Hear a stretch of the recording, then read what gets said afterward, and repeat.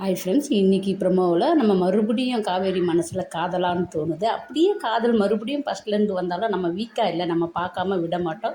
எவ்வளோ மறுபடியும் பார்த்தாலும் நம்ம சலிக்காத குழந்தைங்க 2 பேருமே. அவ்வளோ அழகு, நடிப்பு எல்லாமே ஒரு யதார்த்தமாக அவ்வளோ ஒரு அழகாக நமக்கு சீரியலில் கிடைச்சவங்க அவங்க.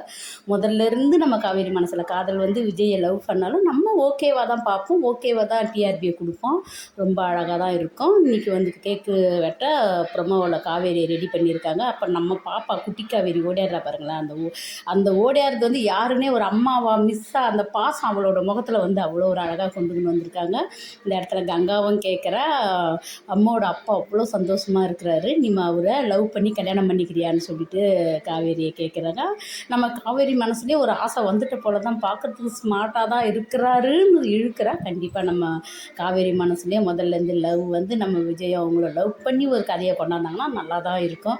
மறுபடியும் எஃபெக்ட் லாரி மோதுறது அது போகிறது கதைக்கே அழகாக தான் இருக்குது. ஆனால் வீக்கா மனசுக்கு வந்து மறுபடியும் பிரச்சனையாக வந்தால் ரொம்ப கஷ்டப்படுறோம். நம்ம பிரவீன் சாராக இருந்தாலும் வீக்கா மனசை புரிஞ்சுக்கிட்டு கொஞ்சம் கொண்டு வருவார்.